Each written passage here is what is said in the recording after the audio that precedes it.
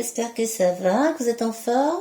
Bon, là j'avais envie de faire quelque chose de différent et de particulier, de demander aux cartes, en fait, de m'aider des cartes pour voir ce qu'elles ont à me dire sur la manière dont on peut faire évoluer sa conscience, là, à l'instant T. C'est vrai qu'on n'est pas tous au même chemin, sur le même chemin, du moins au même endroit, sur notre chemin de vie, du point de vue de notre prise de conscience, de nos prises de conscience, de la manière dont on peut évoluer et faire évoluer notre conscience et notre spiritualité.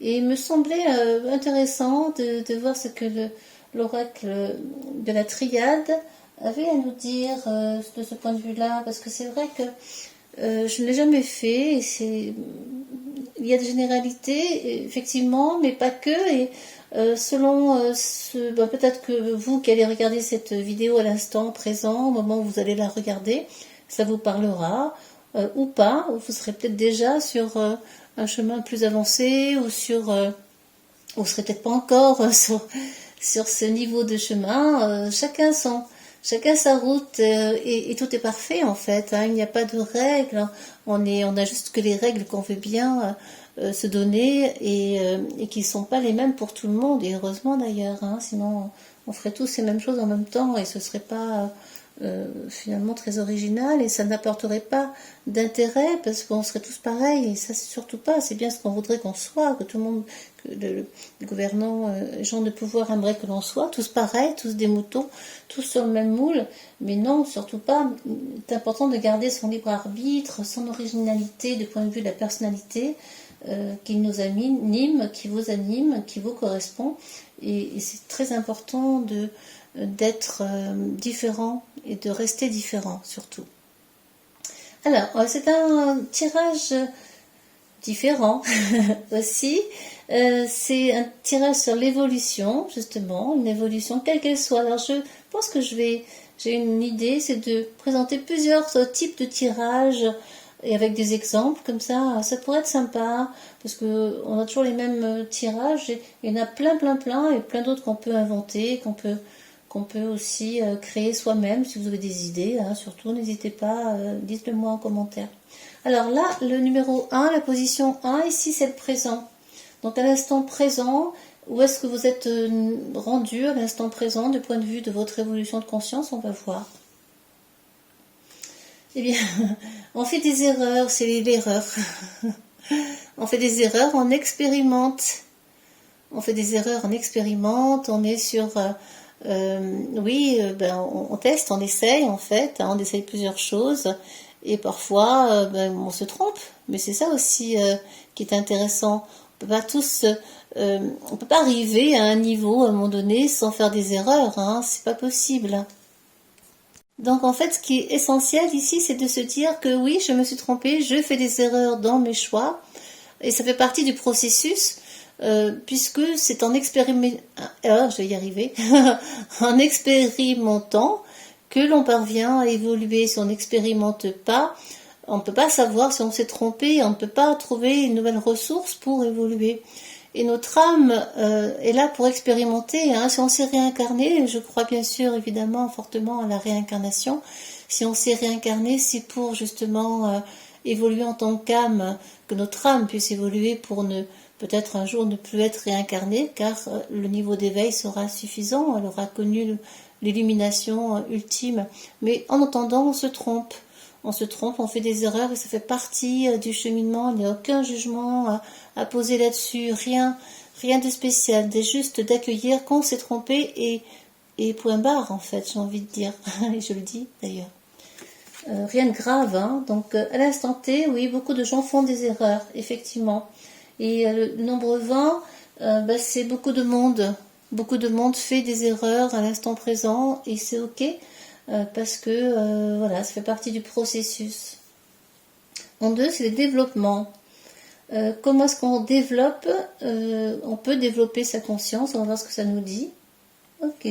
Bien, quoi qu'on fasse, en fait, on est protégé dans notre développement. Nous avons la protection pour développer notre conscience, dans la mesure où on est convaincu de cela. Être convaincu de cela, c'est avoir la foi, une foi, quelle qu'elle soit. Pas il était une fois, hein, la foi FOI. Donc chacun sa foi personnelle ou pas, et surtout c'est important de croire en quelque chose, de croire que vous êtes protégé, vous vous sentez protégé quoi qu'il arrive. Lorsqu'on est dans cette croyance-là, eh bien tout est possible. C'est ce qu'on vous dit là. Tout est possible et tout est envisageable. Et le développement, là on est vraiment dans la carte, sur la carte en position 2 du développement. Le développement se fera par la foi, par cette conviction qu'on est protégé, qu'on est guidé dans toutes les directions. Et on pourrait dire que c'est aussi comme des points cardinaux ici, vous voyez, le symbolique. Où qu'on aille, on est protégé. C'est vraiment la signification parfaite, là, enfin précise, hein. C'est ce que je ressens du moins. On est protégé, vous voyez, ça fait un petit P même, comme protection ici. Protection, et on a le droit de se tromper, bien sûr, évidemment qu'on a le droit de se tromper, que personne n'a la perfection, justement, il n'est parfait. Donc oui, le développement se fera en étant convaincu que vous êtes protégé.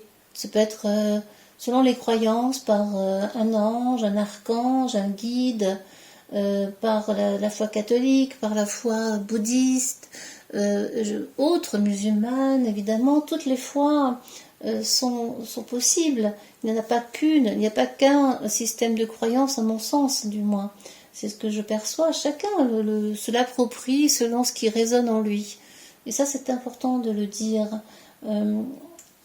On peut pas être, me semble, hein, se mettre dans un carcan de savoir, de croyances particulières, parce que tout le monde dit ça, parce que tout le monde dit ça, c'est la vérité.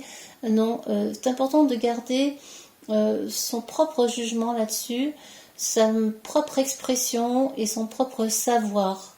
Voilà, qui vous appartient, qui peut être un mixte de beaucoup de choses, hein, en ce qui me concerne, j'ose le dire. J'aime beaucoup travailler avec les anges, je suis convaincue d'être accompagnée par les anges, archanges, mes guides aussi. Et en même temps, j'ai un côté très, très bouddhiste, vous voyez, il y a beaucoup de Bouddha chez moi, parce que c'est une croyance, une symbolique qui me parle beaucoup, et un état d'esprit, une philosophie qui me conviennent. Donc après, chacun va aller vers ce qui lui convient le mieux. Le tout, c'est d'avoir vraiment cette notion en tête, pas notion, cette certitude que vous êtes protégé dans votre foi personnelle. Mais c'est important d'être sincère dans cette foi-là, hein, et cette fois-ci, pour les fois qui suivront. Bien là, alors comment se métamorphose? Quelle va être la métamorphose en position 3? Ça c'est la carte, la position de la métamorphose, donc le présent, ici, le 2, le développement. La métamorphose, donc pour être quoi? Ben pour changer en fait. Ce sont des cartes très parlantes, hein, je les découvre avec vous.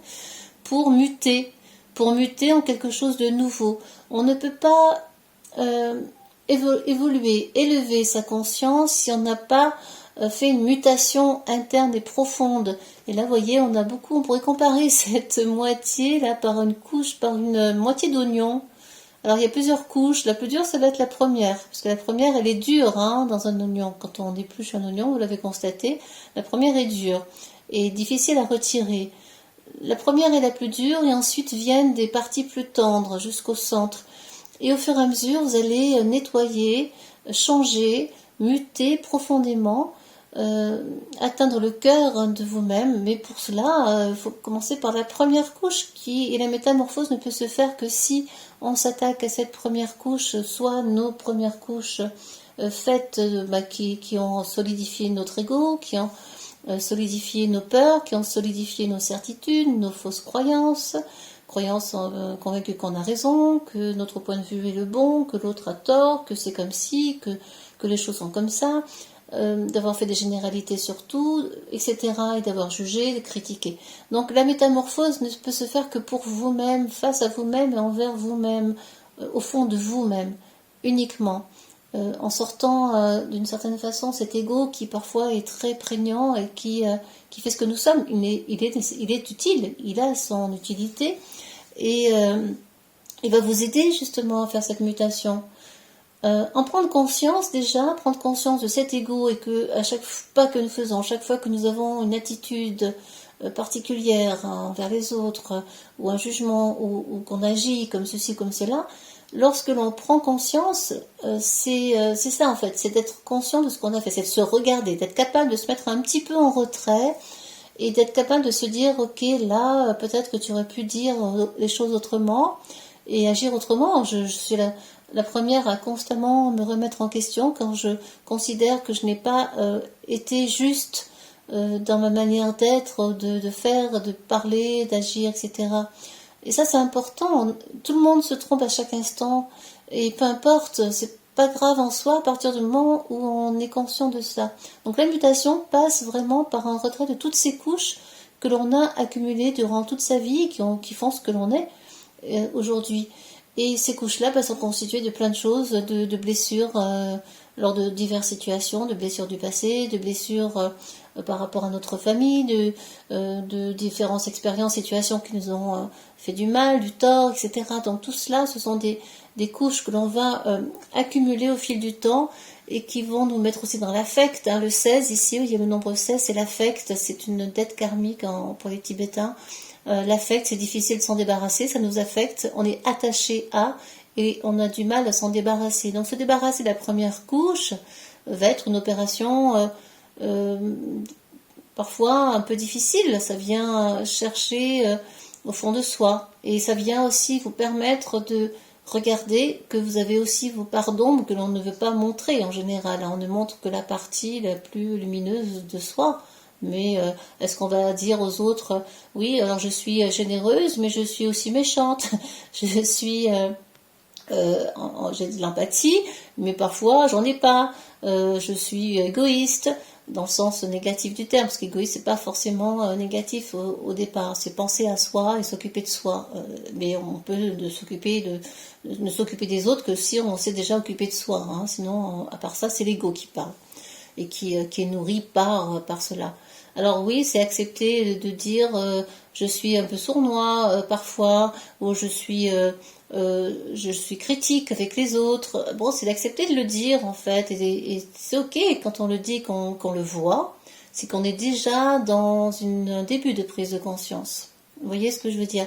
D'observer, de s'observer à chaque instant, c'est déjà une pleine conscience, c'est d'être capable de regarder ce que l'on fait avec sincérité et honnêteté, et de dire oui, là je ne suis pas parfait ou parfaite, là j'ai mal agi, la prochaine fois je ferai mieux, la prochaine fois sera oui, différent, parce que j'aurai appris de mon attitude, de mes paroles, etc.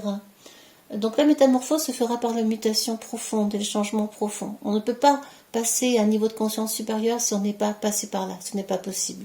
Parce que ce serait trop simple peut-être déjà, et parce qu'il y a des couches à retirer, des casseroles comme je dis. Et nous avons nécessité de nous alléger au fur et à mesure que nous avançons sur le chemin de cet éveil spirituel. Ça ne se fait pas comme ça, en 2 temps 3 mouvements. Le temps pour cela est nécessaire. Et plus on attend, et plus c'est dur. Parce qu'à un moment donné, ça vous tombe dessus. Si vous n'avez pas vu avant que vous auriez pu alléger votre vie et votre chemin, eh bien l'univers s'en chargera. C'est comme ça. À un moment donné, ça nous revient, c'est comme un boomerang, ça nous revient en pleine tête. Qu'est-ce qu'on a d'autre? Alors, donc là, ici, on était sur le présent. Là, on était sur le développement. Donc développer sa conscience. Là, c'était la métamorphose. Pour se métamorphoser, nous sommes dans la nécessité de muter, hein, effectivement de passer, de nettoyer notre ego, notre personnalité en partie, tout ce qu'on a créé soi-même, qui n'est souvent qu'illusion, parce que ça ne correspond qu'à vous-même, qu'à soi-même, et pas à quelqu'un d'autre, hein. Le 4, c'est l'étape réveillée. Qu'est-ce que ça va réveiller ici, en fait? La tentation. Qu'est-ce que ça va réveiller? Eh bien, le fait, cette carte, elle est... L'étape réveillée, c'est d'être tenté de ne pas le faire, en fait, hein. L'étape que ça révèle, c'est toutes les tentations que l'on a au fil du temps, et qui nous emmènent vers attitude plutôt plus négative que positive, moins constructive, on va dire. Hein. Ça vient forcément par cette période-là, on va être tenté de stopper dans cette période, dans cette carte-là, on va être tenté d'arrêter tout parce que ça fait, c'est douloureux de changer, de muter, ça prend du temps. Et la tentation, c'est aussi une moralité douteuse, une moralité douteuse. Donc effectivement, ça va réveiller aussi cette moralité douteuse que l'on a tous au fond de soi, qui est cette partie plus sombre hein, de notre être. Hein. Et c'est ok, vous voyez, donc là, on voit la pomme, on est tenté avec le serpent là qui vient dire, bah, vas-y, croque la pomme, c'est pas grave. Mais non, allez, vas-y, tu es quelqu'un de bien, etc. Mais pas tant que ça, en fait. J'aime bien cette carte, elle est très révélatrice. Donc oui, ça vient, l'étape, c'est de voir justement qu'on est non parfait, ce que je viens d'évoquer en fait. Hein, ça révèle ça, ça vient réveiller cette étape-là de tentation, plutôt de tentation d'arrêter cette évolution de conscience parce que c'est pas très facile à regarder. On n'a pas envie de voir notre partie sombre et négative. Et pourtant, nous sommes constitués d'un tout, absolument d'un tout. Et heureusement d'ailleurs, hein, parce qu'on a toujours l'ombre et la lumière en nous. Hein. Lorsqu'on parle de quelque chose de diabolique de l'extérieur, etc., on ne peut pas. Il n'y a pas que ça, il n'y a pas que le noir, que le mal. Il y a les deux, en fait. Et lorsqu'on trouve l'équilibre dans les deux, eh bien là, on est dans quelque chose de stable, dans une démarche stable et honnête et sincère et intègre surtout. Donc oui, alors on va être tenté de ne pas vouloir voir. Hein. Effectivement, ça révèle une étape particulière. On va être tenté aussi comme je vous l'ai dit, de ne pas vouloir aller plus loin parce que c'est assez douloureux de voir ce que l'on est parfois et on n'a pas envie. Et c'est ok, il n'y a pas de problème avec ça. Hein. Le 5, alors là on était donc le 4, l'étape révélée, c'est la tentation. On est d'accord. Et en 5, c'était en 5 c'était en fait là oui l'évolution et la consolidation. La consolidation, ben, c'est d'écouter l'évolution va se faire comment en écoutant les messages d'ailleurs en fait, les messages d'un autre monde d'une certaine façon, les messages, les signes, Mercure, des choses que vous allez recevoir au fur et à mesure, des synchronicités, ça peut être des messages écrits, ça peut être aussi des petits, des signes concrets, vous allez peut-être trouver une plume d'ange sur votre chemin, si vous la voyez, c'est toujours pareil, si on n'est pas trop dans le mental, dans Mercure ici qui est juste à côté là, si vous n'êtes pas trop dans le mental, vous verrez les petits signes. Donc l'évolution et la solidification vont se faire à travers des messages que vous allez recevoir et que vous allez voir de plus en plus. Et cette consolidation peut aussi se faire, ça peut vouloir dire aussi d'écrire. Si vous avez envie d'écrire des choses, des émotions, sur ce qui vous vient en fait, hein, sur ce que vous remarquez, constatez dans cette évolution de prise de conscience, eh bien allez-y.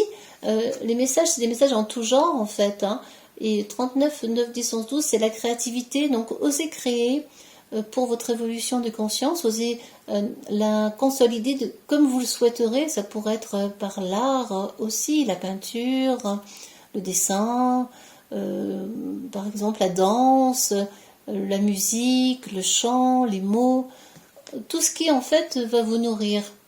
Et lorsqu'on est plus attentif, qu'on a débarrassé quelques couches de notre ego et de notre illusion de construction de personnalité, eh bien, on va être plus attentif à ce qu'on va davantage ressentir les messages extérieurs, on va plus les voir parce on sera moins dans le mental en fait. Lorsqu'on est moins dans le mental, on est un peu plus dans des vibrations plus larges, plus profondes, plus connecté, en fait, plus connecté à tout ce qui est autour de soi, parce qu'on sera moins centré que sur soi-même.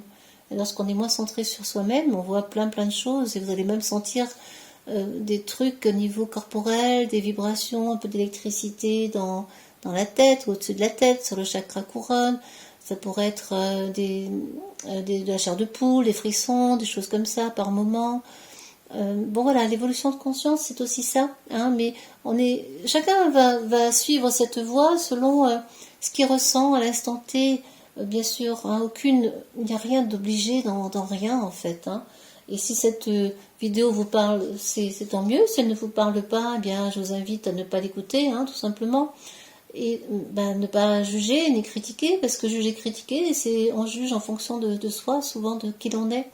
Et juger, critiquer, une critique, c'est à partir du moment où elle est bien construite et qu'elle apporte quelque chose, c'est ok, mais si elle n'apporte rien, c'est juste du venin pour du venin, ça n'apporte rien. Et c'est plutôt pour soulager sa propre souffrance. Hein. Quand on est méchant avec les autres, on soulage soi-même sa propre blessure. Et lorsqu'on juge l'autre, c'est soi-même que l'on juge, inconsciemment, bien sûr. Donc voilà.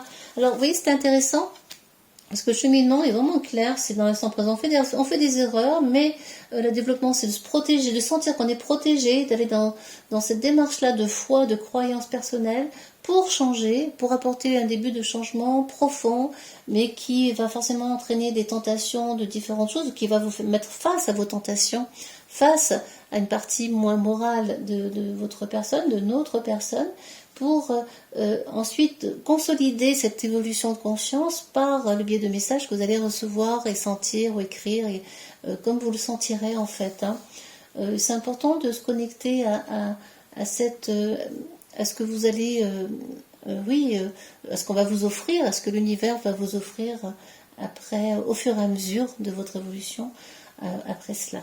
Alors, je voulais faire 2 cartes de synthèse, on va voir, on découvre ensemble, parce que je ne les ai pas vues, et d'accepter d'être dans le néant, en fait.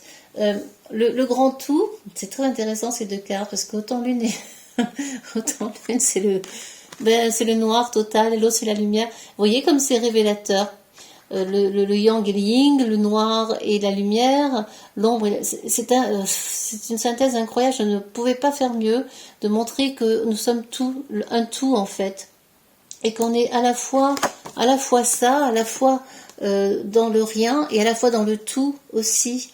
8 et 3. Le 8, c'est l'infini, c'est le nombre de l'infini aussi, hein, de tout est possible dans l'univers. Et le 3, c'est c'est la trinité, la créativité, la trinité, c'est l'expression de soi, tout ce qui est lumineux également. C'est la joie aussi, le 3, c'est l'expression. Et on est vraiment dans la claire. Lorsqu'on aura compris que tout cela est un tout et qu'en fait les deux font partie, l'ombre et la lumière font partie de nous, eh bien on va commencer à recevoir plein de choses. Hein. Là on est dans une carte de clairvoyance qui dit la clairvoyance arrivera au fur et à mesure. Et vous verrez, c'est que cet œil au centre, le 3e œil, vous verrez de plus en plus clair. Mais c'est accepter aussi de faire partie d'un tout et de faire partie du néant qui est tout et rien, qui est la source également. Il y a une petite lueur au fond, hein. C'est d'accepter aussi d'être rien. Quand je dis d'être rien, c'est de sortir de son ego blessé, de tout ce qu'on croit être, pour lâcher tout cela, pour lâcher prise sur tout cela, et pour justement évoluer vers le grand tout, vers la source, vers quelque chose de plus grand. Donc pour cela, c'est vraiment se dénuder. Vous voyez, là on est nu, il n'y a plus rien. On se dénude pour ensuite aller vers la lumière et recevoir la lumière et être beaucoup plus connecté au grand tout, à quelque chose de beaucoup plus large que vous-même, que soi-même, que sa propre personnalité, que son propre ego.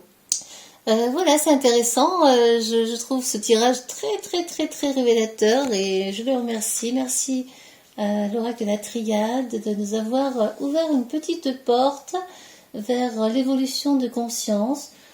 Restez le plus possible dans l'accueil surtout, ne forcez rien, hein, ne forcez rien, c'est important.